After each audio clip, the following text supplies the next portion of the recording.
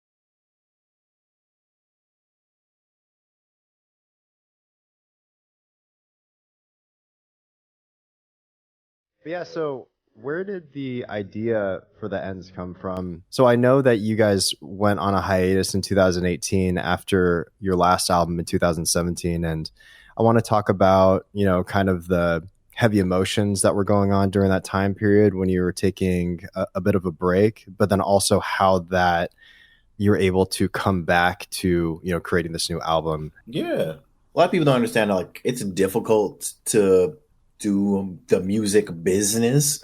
The music itself is fun. Like, in general, it's like really, really fun to do. But like when you start interpreting the music business, it's not fun. It's not fun at all. It kind of takes some steam away from you. Especially, like, I don't think anybody really plays music without dreams of traveling the world, having people sing their songs, and like living their dreams. So like that's what I was doing it for. And every time after we get off a tour, I would just get extremely low. I'm back to regular life. I'm not able to do this every day. It still feels like people don't really know who we are. And we're at the time 11 years into being a band. So like 11 years in, like, what am I doing with my life if like I haven't figured out what this is yet? Am I ever going to figure it out? I've dedicated a large part of my life, a large part of everything to this. So I just kind of had to sit back and kind of understand what am I doing this for? And I had to evaluate, like, am I good at this? In that process, it was great because I got to see the things that I was doing that wasn't so good and the things that I was doing that was doing well. What I wasn't doing very well was being honest about what I was in this for and what I was trying to do. What does that mean? That means I was making music to be popular. I was making music in a democracy just so everybody would be pleased. And in that process, it's maddening because you're balancing everybody else's opinions before you even think about what's going on with you, like what you want to talk about. So I cut that out. Am I allowed to swear? I cut that shit out. So I cut it out. And I started really looking into myself and figuring out what do I feel right now, and put that first. Put your emotions first. Stop trying to please people. Your purpose, it shouldn't be around. And as soon as I started doing that and not giving a shit about what anybody else thought, like everything has been so smooth for us. I know what the goal is. The goal is to make sure that we're happy with this. So does that mean that we're the biggest band in the world? Does that mean that we're the best band in the world? Does that mean that everybody knows us? I don't know, hopefully. But that being said, I know when I look back at this, I know that we did it our way. We did it the way that it's something that we could be proud of, that has our stamp on it. And it's just been great. Yeah, man. Like it was a long road back. I didn't think I was going to come back. I don't think I was going to make it, but we did. So happy with it. Yeah. You know, what's interesting is like I've had a sort of like come to Jesus moment too with the artistic process. You know, I've talked about this on the podcast before, but that's essentially why I started this podcast, is to talk to people such as yourself from these various mediums to figure out why they continue a tumultuous sort of process with being, you know, an artist and doing things that are sometimes not incentivized by a market, you know, whether it's a musician or whether it's a painter or whether it's, just trying to figure out like, so what is the real purpose for you wanting to do the thing, you know? And so with this new album, what sort of new clarity did you find, and, you know, what purpose were you able to extract from your trials and tribulations, if you will? New purpose. I found a few.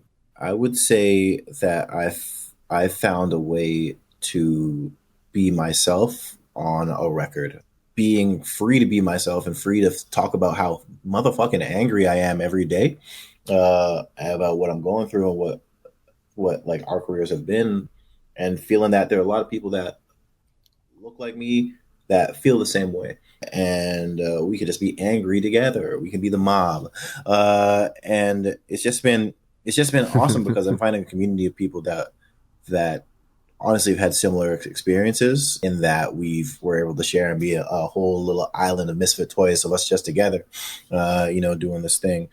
I found a clarity in process. I found what do I need to do to be happy, and I found out how important that was to me. Growing up in my family, like, we aren't really talking about feelings and any of that crap ever, or having feelings. So being in touch with like yourself and what you're feeling from time to time, instead of just blocking it out, isn't good for you. And I found out during this process, I had a lot of time alone writing songs, that I got to sit in a room by myself and just think about what's going on, and like think about what I want to say, and not erase it.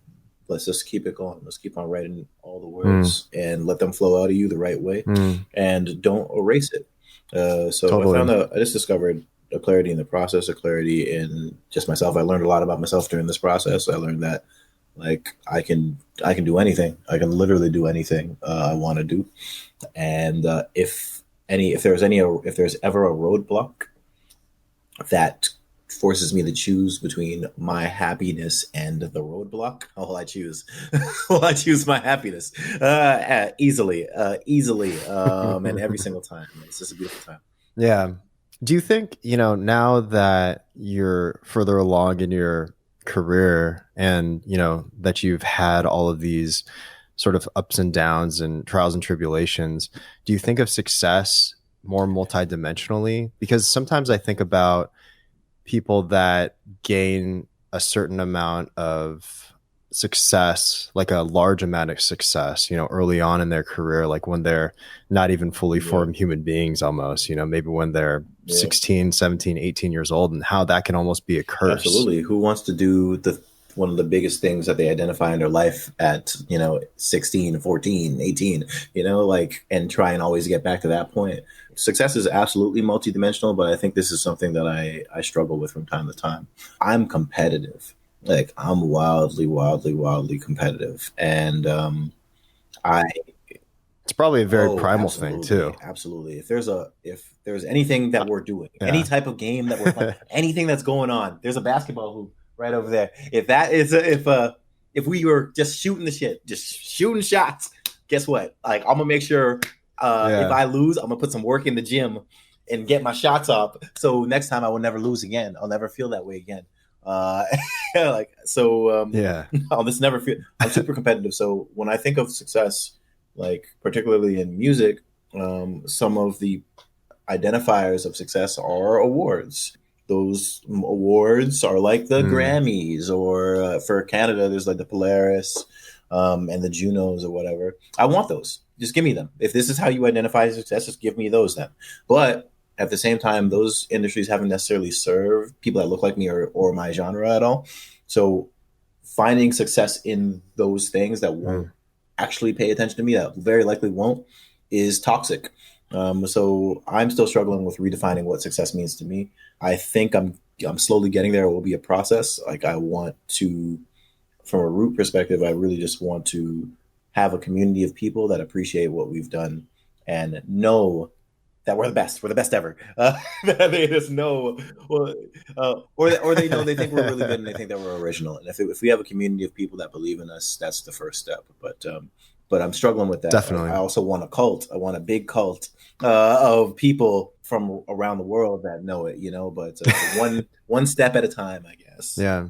So from that, I mean, because I can understand that ultra competitiveness. I mean, I have a whole background in martial arts, and I still, practice boxing and work out all the time. And so I understand like that ultra competitiveness, but how do you separate your ego from the competitiveness, but still have that competitive drive that pushes you forward? Because there's all these things, many books about like ego death, or like when people do psychedelics, they say ego death, right? But then really the ego is something that can be a positive thing that pushes you forward. But it's like, how do you more so, I think the nuance thing is, how do you balance your ego? I just got a weird feeling. You are now the third person that has identified books that possibly you could read about managing ego and managing success. You're the third person this week that has talked to me about this. So that tells me somebody's leaning me towards something that I need to discover personally. But I truly believe the chip on my shoulder has got me very, very far. Leaning into the chip on my shoulder is why, like, I'm able to do well and able to perform very, very fast. So that's not something necessarily I want to lose. I don't necessarily want to lose it, but I just want to lose the way it makes me feel when I don't achieve whatever insurmountable goal I've set. I want 1 billion streams, and we didn't get 1,000 or something. we didn't get 100,000. Like, I got a chip on my shoulder that will make me go to the studio, spend 12 hours there for the next 7 weeks, and 12 hours every day, and write 100 songs. So we have a new opportunity. That's what I would do. That's what my chip makes me do. But I'm repurposing this chip to not be angry with results I can't control, and not be angry at people that aren't trying to be malicious to us.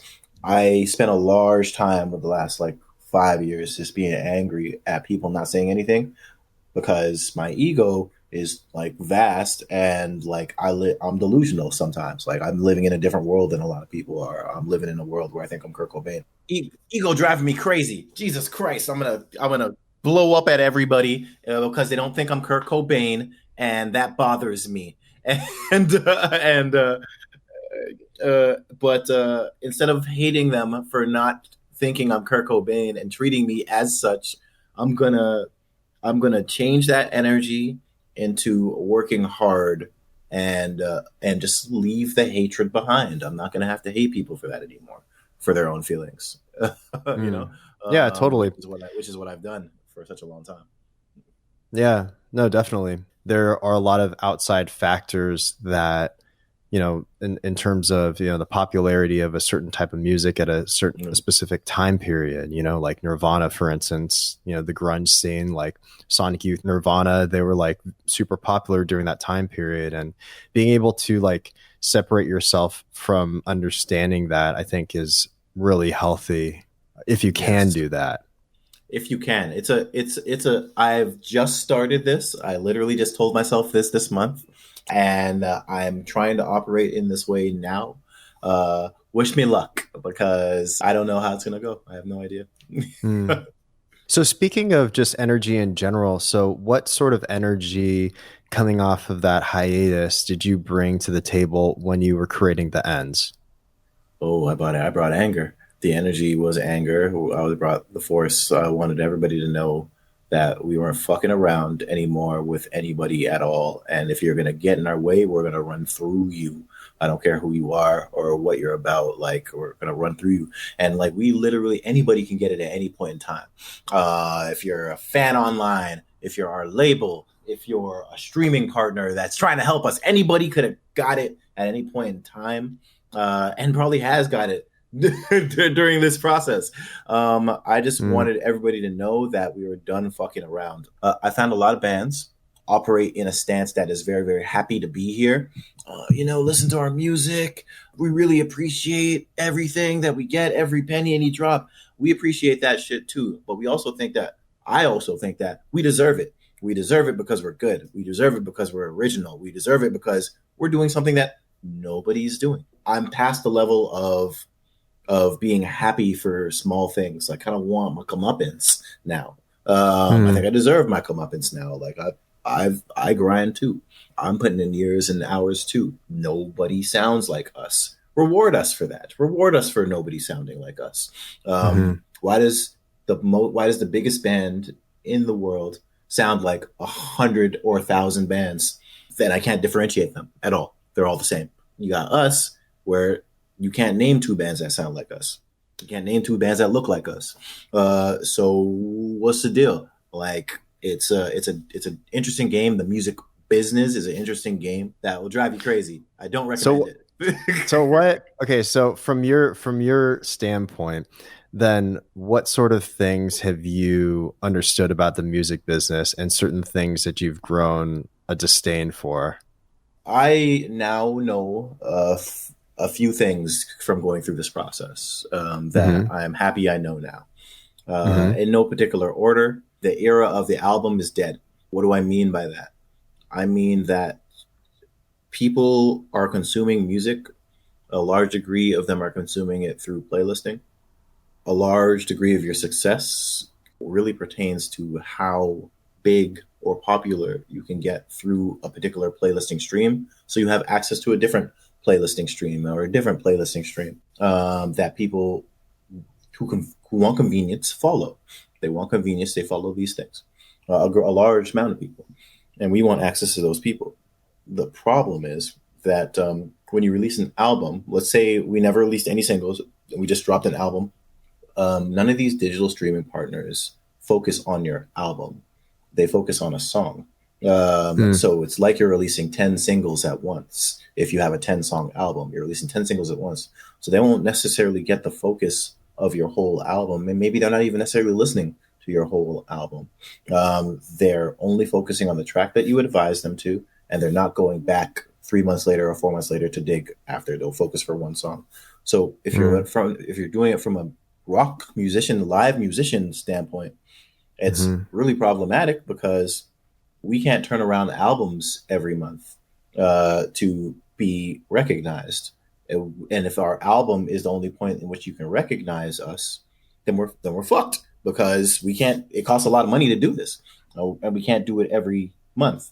The only way I see that really works is if you have conversations with individual streaming services and you individually release songs at specific dates, allow them to go through the full run, 6 to 8 weeks of whatever on that one song, so you can maximize the potential of each of those units. And if you're doing that, why release an album? You just package it in an album later. That's what this process has taught me. I know a lot of people feel differently, but I am like firm in that. Like I don't plan on releasing another album, we will, but it will never come out all at once. It will all come out as pieces over time, like forever. Yeah. It seems like that's like the strategy for a lot of contemporary musicians, is to be able to either release an EP or to be able to release a single, and then those singles like accumulate over time. And depending if you premeditate that, or if that just is a process that you find as you go along, it seems like that is the process now. It's the only way now, unfortunately, for until, especially since there's no shows to really broadcast how these songs make sense. That's probably the number one thing I've learned during this process. Two, the music industry doesn't value originality; they value passive listening. What does that mean? People are listening for music; they're listening for artists that they've heard before, that they know of. If they're doing a radio of that artist, or they find like artists that are playing around that, or related artists that are playing around that, or a playlist in which that artist is in, identifying areas in which people can just consistently passively listen to all of your song benefits your algorithm. So sounding the same as the song before and after benefits you, because it brings everybody into the same house in which they all sound the same. And now I'm not triggered to be like, hey, this doesn't sound like that song from before. So it doesn't trigger me to do that. My knee-jerk reaction doesn't have that, because we will create that knee-jerk reaction to you, which is that, we're loud, la, la, la, la, pay attention. And we don't sound like the song before or the song after. So it either stands out in a good way, or it's dead, or or kills your vibe because you weren't looking for that at all. You're looking for that shit that sound the same. So unfortunately, playlisting and digital streaming services, a lot of them are more based off of actually passive listening. People in their cars that are listening over a long period of time, people at work listening in headphones and such. That doesn't cater to us particularly, because we don't sound like anybody. So you can't passively listen to us. We always will stand out in a good and a bad way. I'm not certain which one yet. I see what you mean, though. Yeah. I mean, I feel like Instagram is very similar in that regard too, because if you don't put out the exact same content that you are constantly putting out, then it's not incentivized by the algorithm to be able to show your photo or to show, your writing or whatever it may be, because it was different from the last thing that you put out, so. Absolutely. Yeah, it's all the same algorithm. That's all these guys are using. It's all the same algorithm. These guys are all just using the same one, recycling whatever code they are and just applying to it, to the next thing. And that's interesting. I'm sure there will be an artist that will crack that code, though. And when they do, I'm very, very interested. Hopefully it's us. I'm very, very interested to understand what that means and how to thrive in this particular environment. It's not like back in the day. I grew up with music with getting paid on Thursday, and on Friday it was CD day. You know what I'm saying? So we go to HMV and go buy our CDs on Fridays. Buy 2 for $20. Yeah. That's what I grew up on. And it's different. Go to Tower Records. Yeah, absolutely. It's different now. Yeah. Now music is disposable. Now it's all about. We released the album last month. People are already asking, what's next? It took us 2 years to do this. It took us 2 years and tens of thousands of dollars to do this. It almost ended us, this album. And you're asking, what's next? Bro, this is classic over here. So it might take another 5 to do another one. It might take another 5 to do another one. It takes a while to definitely put this together. It's not disposable. But And that's kind of when artists kind of need to really understand, what are you doing this for? Are you doing this to be a part of the business, or are you doing this for the art? If you're doing this to be a part of the business, you better turn that track around, boy. If you're doing it for the art, then play by your own terms, and both options work. So what are your thoughts on, just keeping your, musicianship and keeping your career like alive essentially, and not being able to play shows because of COVID? I mean, what are your thoughts on that? And like, how do you think that you'll be able to adapt to the changes? Honestly, this kind of just dates back to the earlier part of the conversation. I love this. I think we're thriving right now because I'm competitive. Oh, we can't play shows. I view it as an opportunity to catch up to all the stars that can't play shows, that have impacted, that aren't releasing music, have granted us a little bit of time on the stage to dance and sing, So I view it as an opportunity. In the pandemic, since there's just been so much more time, I got to really, really, really buckle down and figure out things that I wanted to do that could possibly enhance us and enhance the messages that we're about. So I learned how to edit. I learned how to edit videos. I got better at editing audio. I learned how to direct. I learned how to shoot. And like, I've just been applying it everywhere. I shot our last 3 videos. I learned the first edit I ever did was April 28th. And I'm shooting music videos now, like 2 a month, 3 a month. And like, I can't wait to apply that to the real world. Like, we're in the zombie world right now for the next 8 months, 8 months to 16 months. Who knows? We're in the zombie world right now. But the cool things that I've been doing have brought us visibility to a new community of people that would have only known us if they saw us in person. A musician's business model is probably one of the most flawed business models in business. It's based primarily on seeing people in person. The cost of seeing people itself might be a loss. Wait, what do you mean by that? We did a tour in Europe 2 years ago. We did 25 dates. We lost $20,000. How? Because we're from Toronto, Ontario, Canada. It costs money to fly out there. It costs money to drive around out there. It costs money to rent instruments that we may not have out there. If we break instruments, it costs money for that. It costs money. It just costs a lot of money to move around. And if a band isn't paying you like a headliner, which they're not, it costs money. Like, luckily, and we're Canadian. We're insulated by a grant system that is very, very artist friendly when you're in the system, So like, we got some of that back. But like, imagine an artist that doesn't have that, no access to that. You're consistently taking losses. You're consistently taking losses until you're able to ticket a price and merchandise a price that actually makes sense for you to go. But if you're getting into music in general, you're not getting into it for money. You got to throw that away. you got to throw that away. Hopefully you make money eventually, but you can't get into it with that thought process. You're going to lose. Back to the business model. The business model is flawed because it's literally based off of seeing people in person. Now, this year, we've discovered that can get taken away from you. Now what? Your business, place where you possibly can make the most money, just got taken away from you. What can you do now? And if the answer is nothing, then you got to do something else. You got to figure out some other thing to do, because there's no way any business can operate, or not many business can operate without making income for 18 months to 24 months. That's crazy. So totally. I think artists really, really need to dig deep and get creative with how to make real connections with people, which is what we try to do. We're trying to really meet people, like, beyond this music, song and dance bullshit. Like, what else are we about? Like, what else can we talk about? Let's be real friends, or let's be real family. Let's argue. Let's talk. Let's do all of that, but just let's come right back in the community and we'll be cool, because that's what it's about now. You show them who you really are, all your real flaws, or not flaws. We don't have any flaws, and all that. Like, you get to see people's political views, which is always dangerous from time to time.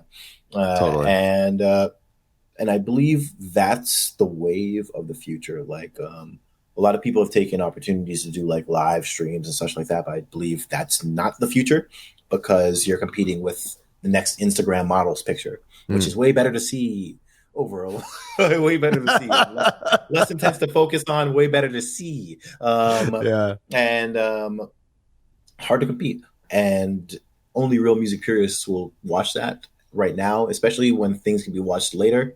The obligation, the urgency to watch something isn't there. So I think somebody's going to discover a way to create that urgency online and create those personal connections online. And when that person discovers it, they're going to tap on an industry that is largely untapped in music. I think we have a few ideas, but we're not going to share them. We have a few ideas though. Okay. So this, idea of community, like when did you come to that, being as competitive a person as you are? The whole time, 13 years, I've only thought about the OBGMs. I've only thought about us. I never thought about anybody else. I've never ever really, I never even really listened to music outside, especially when I was making songs, because I didn't want to be influenced by anybody. So I'd intentionally avoid bands. I'd intentionally avoid new music, especially in rock, because I didn't want to be influenced. So I missed a lot of music, a lot of good things. Earlier this year, when the period of social consciousness really, really started to peak, I started to, for the first time in my life, talk online more, just to say, yo, this is what's happening. And we can't stand over here and play instruments and talk about music shit and not act like we're real people over here with real things happening in the world. And I found more and more as I spoke that more and more people had either same view as me or different views, but were willing to talk to me. And we connected over things beyond music. And I was like, oh, snap. Like, you have some of the same problems that we have. Being a Black musician in rock music, like, I would connect with a bunch of other different Black musicians that, like, were going through the same things as us. Like, OBGMs, they call us fucking, recently, they always call us Bad Brains. Which is something that drives me crazy. I like how on your Instagram you said Bad Brains cover band. Bad Brains cover band. It's just like, it's so clearly a joke, like, but I mean, I just kind of chuckled to myself, I'm petty, man. I'm petty white. I'm petty. I'm Tom Petty. I'm real petty. So that derived from I don't know. I don't want to shit on them too much because they did make good on this, and I think they'll make a change. But somebody reviewed our album, and I read everything because I'm super insecure. I read every single thing. Somebody reviewed our album, and in that, they just caught me on the wrong day at the wrong time because they called us Bad Brains, which we've been called for like every year that we've been in existence. And they called us Public Enemy and Living Color as well. I was like, yo, what the? This person didn't even actually listen to the album. So now it's very, very disrespectful. Now I'm going to need to directly address this because I can't allow these people to fucking do this shit anymore. It's crazy. So Bad Brains, why do I take offense to that? So let's start off by saying Bad Brains is an iconic band. If anybody's Googling Black punk bands, the first name you're probably going to see is Bad Brains. Why? Because they were visionaries or iconic in the inception of punk music, and they were Black. But the only reason that anybody would compare me to Bad Brains is only our Blackness. We don't sound alike at all. We don't sound alike. So if we're critiquing music, if I find that a lot of music journalists are exceptionally lazy and they literally are looking for comparisons, and what they'll look for when they see a Black man is other Black artists. Oh, well, we can't call him Lenny Kravitz. We can't call him Jimi Hendrix. Seal, is Seal rock? Can we call him Seal? No, we can't call him Seal. All right, Bad Brains. Let's just call him Bad Brains.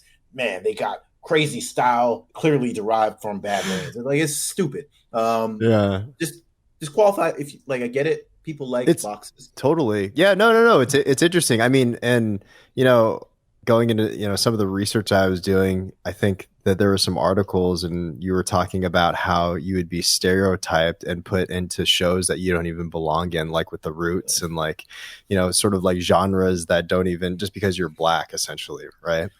Just because, man, like why would we be on the stage with them?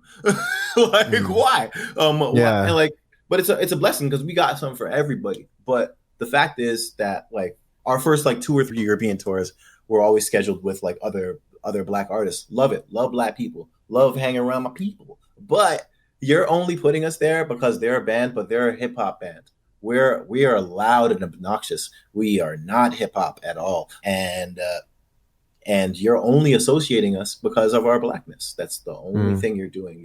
You're looking at our race and you're saying you guys belong together, and that's fine, but also very, very not fine. It's rooted in systemic racism. You don't think that we belong with anybody else, and Totally. that takes effects in so many different ways within the music business industry, where when we're trying to evaluate what box to put people in, which is what everybody's going to do in this industry, we're fucked. Because what's going to happen is they're going to listen to a band like us that doesn't sound like anybody else, especially over the course of a record. And they're going to be like, these guys aren't very punk. So we can't put them on the punk playlists or surround them with the punk people or direct them to the punk people or connect them with the punk people. We can't do that because they are not punk. Then the rock people are going to be like, well, these guys aren't rock and roll. They're not like the Rolling Stones. They're not like, whatever major rock. They're not the Foo Fighters or not whatever major rock and roll band. So we don't belong with them either. And we're definitely not alternative because we're too hard for alternative. And like, it's a big old cycle that people aren't necessarily listening to us. They're looking at our skin and they're making a big old grandiose assumption on what we do over the course of a record, and they're saying, well, we don't want any part of that. And that's something that's gonna affect us for the rest of our careers. But what my mission is to make sure for the next generation of musicians that they don't have to go through that shit as much, because I'm gonna be directly flaming everybody that does do that shit. I'm gonna flame them all. Everybody's getting flamed. Everybody's getting flamed. Yeah. And it's gonna come from love, because I'm gonna flame you, but then I'm gonna bring you in with a hug right after to be like, don't do that again. Don't do that again. It's fun. It's a funny thing. Moral of the story is, for all music journalists, don't go calling every black person with a guitar bad brains just because you need to find a black person. You can call me Kurt Cobain. That's just fine. I accept that as well. Thank you. Totally. Essentially, how do you, from your perspective, how do you traverse those stereotypes? And is it part of being able to voice these concerns to, on a podcast like this, or to other people that because I've noticed like on your Instagram, there was a time when you were doing interviews essentially, or conversations rather, on IG Live with fellow black artists, right? Yeah. And so, I mean, how do you, from your perspective, change the dialogue that is occurring behind the systemic racism that has been embedded within even the music industry? Yeah. A few different ways. It's definitely a long road. It starts with looking outside of the OBGMs and understanding that our platform has to be bigger than just us playing music. We're bigger than that now. Everything is bigger than that now. If we're going to stand here and just sit down and only talk to you when we have a song, that's some dumb shit. There's real things happening, and we have to use our own voices to amplify attention to real issues so we can start to create some change in the future. Right now is the time. We have people's ears. Now we just have to find creative ways to make sure that they don't forget that. This is not a moment in time. This is forever. We're never going back. So what I've done is I've just made sure to directly address any particular issue I have with any organization directly. That's the first option. If you do have the resources and the connections to find that person that made that choice that was wrong and talk to them, I do that. I do a lot of behind the scenes talking. And you have to be willing to risk it all for that. Like, a lot of people may feel threatened by you having an opinion that might be kind of calling them the root of racism. Who wants to feel like they're a racist? Nobody, not one person wants to fucking feel that, unless they're Donald J. Trump. Nobody else wants to feel that. So we have to have conversations with people and let them know that we're not coming in a disrespectful way. We're coming in a way of how we perceive these feelings and what adjustments can be made in the future that could benefit the whole community. And bluntly put, 99% of people have been very, very, very, very accepting of that process, including the magazine that called us Public Enemy. It was just wild. It called us Flavor Flav. Wild. I'm not over it. But anyways, outside of that, having those meetings, we have to understand all the roots of the music industry, the music business industry, and make roads in which we have a voice. So it's more than just your own individual platform. For Canadians, music industry is often run by if it's not major labels, they have a symbiotic relationship with radio stations and grant systems. So if we talk to the people that have the money and become a voice to the people that have the money, we have an opportunity to change things on a bigger level. So getting board seats on Factor, which is a granting system out here, getting board seats on the Toronto Arts Council, Canada Arts Council, Ontario Arts Council, delivering a list of demands to these organizations that you will check on and follow up on quarterly or bi-monthly or whatever that is. We have to approach this like business people and not musicians. I have an issue. This is my issue. Here you go. It's very well worded for you. And I'll be checking in on this and seeing how you rectify this if you've made that commitment to publicly, which a lot of you guys did. So it's been working. It's going to be a process. I think we're seeing some needles moved, and the 10 years and 15-year effects on this are going to be wild. I think they're going to be very, very positive. Yeah. If we could only convince the American government to have some sort of arts foundations or arts grant. I mean, there are, but not governmentally, really. So I'll be real with you. I am so blessed to have a government that offers us an opportunity to have healthcare. Well, to have healthcare. I mean, that's a different conversation. Yeah. When you're talking about healthcare, I imagine it like this. I feel kind of sick, like really sick. I feel like I might need to go to a hospital but I don't have insurance. So I can't afford this.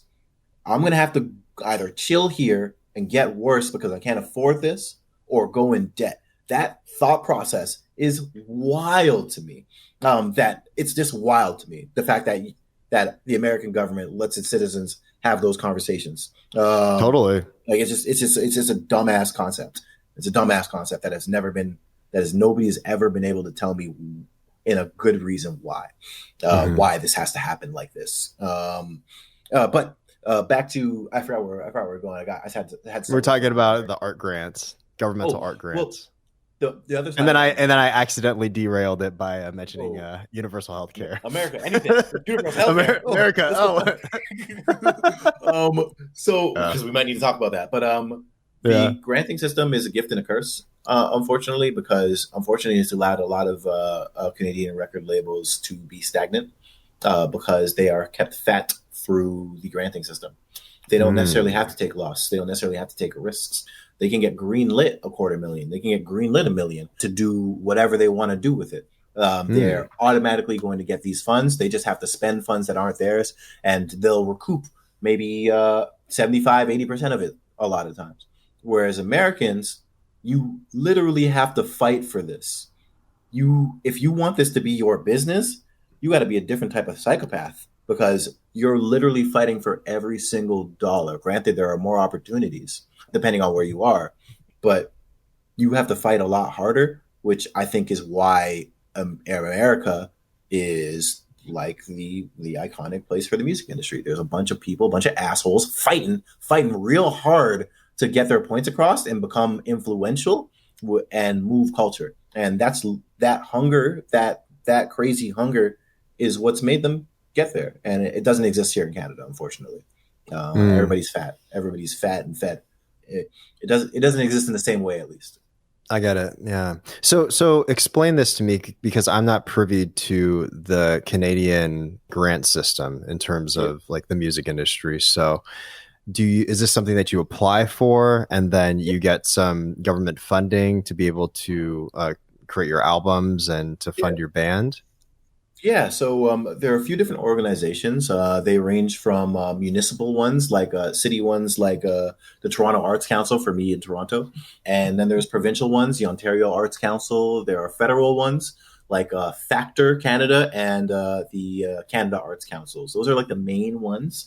But each of those organizations are allotted a portion of funds from their respective governments, whether municipal, provincial, or federal, to help forward Canadians through art, and they just get greenlit to spend like let's call it $80 million a year, probably more. Wow. So basically, if you're an independent artist or even a signed artist, you have an opportunity to look at the grant system, and there's typically two different seasons. It's usually in May and September to October, where they'll offer a certain amount of grants that will be anywhere between like 4,000 and if you're a larger artist, $250,000 to do whatever you want to do with your project. Wow. And there are a lot of different projects. They can just be visual arts things. They can be music. They can be music recording. It's meant to fund the industry itself. It can be radio. It can be marketing. It's meant to be a jumpstart to the industry so they can produce Canadian exports, like the OBGMs, to wave the flag of Canada when we leave the country. It's a cool system, but of course, since it is a system, it's a system based off of like nepotism. It's a system based off of a lot of politics, not a lot of transparency. We are blessed because we're with a really cool label who's greenlit to get us money to pay for our project, which is very expensive. So if you are an established label, you are often greenlit like a good chunk of funds. And what does that mean? Okay, let's say you get greenlit $250,000. They will give you $250,000 to spend on music. You have to pay for it, everything up front. Let's say you're going to pay for 5 albums, 5 marketing tours, or whatever. You just have to submit your expenses and wait maybe 3 months, 4 months, and you'll just get your money back. They'll help pay for your staff. They'll help you sign artists. They'll help you sign advances for artists. They'll do all that shit. You just have to have the capital to do it up front. It seems like a smart industry if you can get greenlit, because you are cushioned with $250,000, and you just have to be kind of ballooned by 50,000 maybe in capital to hold you between the times of you putting up money and get money back. It's a fat system, but like since you're fed, like why do I need to fight for anything? Like I know I'm going to get paid back. I don't need to take any risks because I know I'm going to get paid back. Interesting. Yeah, I can understand the psychology behind that. Yeah, it's fun, but yeah. Take the good with the bad. You take the good with the bad with that. What I take from this conversation is I'm going to move to Canada, and yeah, you can get checked out anytime you want to get checked out. You got free healthcare. You got, and you can apply for a grant for what you're doing right now, which is spreading awareness through arts and building communities. I'm confident there's a $25,000 grant there for you, but it's $25,000 Canadian, so that's like $25 in that USD. Hey, hey man, I'll take it. I'll take 10,000. I'll take 15,000. But anyways, man, before I become a Canadian citizen and see you in Toronto, you're in Toronto, right? I didn't just fuck that up. Yeah, Toronto. Oh, okay. Okay. I'm like, did I kind of fuck that joke up? Anyways, I wanted to ask, like, what sort of advice do you have for artists and creatives? Oh, I'm long-winded, man. To artists that don't live in Canada. Well, if they do live in Canada, move to the States and pursue it there right away. That's what you should do. That's what your aim should be, to move there and start it there. I have a few that have helped me out, and I was literally just talking to another band about it today. You have to choose what you are doing this for right off the bat. Like I keep on repeating that. You have to choose what you are doing this for. Are you trying to be the biggest band in the world, or are you trying to support your art? If you're trying to be the biggest band in the world, You're going to have to do some of the things that the biggest band in the world would do. If you're trying to just be an artist, then by all means, you're unchained. But you being an artist, you may not get to what you call success if it's to be the biggest band in the world. You may not get to that if you don't take big artist steps. I would say that you should research all the elements of how artists get royalties. So mechanical royalties, you definitely should know about that. You should definitely know about what a record deal is, and you should realize that you don't necessarily need one. The name of the game now is community. The name of the game now is building your people. So if your focus isn't on your art and building a community of people that support you, then I'd say you should probably replace your focus because you can't go far without them at all. And whether you want to be a signed artist or not, like you can't go far without the people. And so focus on building the people. Maybe do something beyond just the music to help bring them in, so they understand that you're more than just a person that plays guitar. And that's a good step. That's a good start, I would say. And then outside of that, have fun. If anything stops being fun, eliminate it immediately and move forward. And because the music industry, the music business can be dirty, and it doesn't need to be dirty and have hard feelings along the way. So I'd eliminate all the hard feelings and eliminate all the hard obstacles that you don't need to have, just so you don't have to deal with that shit. It just saves a lot. And if you're in a band, be in a band with people that support what you're doing and that are clear on the vision and that can support with that vision. And if they don't, maybe you don't need to be in a band. Like totally. That's how it's. Yeah. Yeah. I think whether you're a musician or not, all that advice is really sound. I mean, the community aspects, the team members and team building and understanding your why, understanding why you're doing a particular thing and having conviction in that. And then having that conviction challenge over time and transforming with that, So yeah. No, but hey man, I really appreciate you for taking this time. And yeah, I mean, I personally love the album. I mean, I love all your guys' music, but I think that it's really good, man. I just keep on listening to it on repeat, and I'm not just trying to like blow smoke up your ass. I mean, like I like it. I love it. I like it. I wouldn't bring you on the podcast if I didn't like your album. It's a classic, man. It's a classic. I don't care what anybody says. It's a classic. I'm biased though, so like I said, man, anybody that says that it's good, that's not me. I'm very happy with. Yeah. No, as long as you don't call us bad brains, I'm good with you. You know what I'm saying? Yeah, man. Well, thanks so much for taking this time, man. And thank you. Yeah, next time I'm in Toronto, then I'll phone you up. Please do. I'll introduce you to all the people that you need to know. You'll set up shop. It'll be nice. Research Raekwon. He did it himself. So everybody can do this. Move up here, get all the grants, and just go back home. Hey, that sounds great. Yeah, I'll see you in let's see what maybe 2025. I'll see you in 2025. Sick. Cool, man. Yeah. Get checked out, man. All right, man. Yeah. Thank you so much. All right, buddy. All right, take it easy.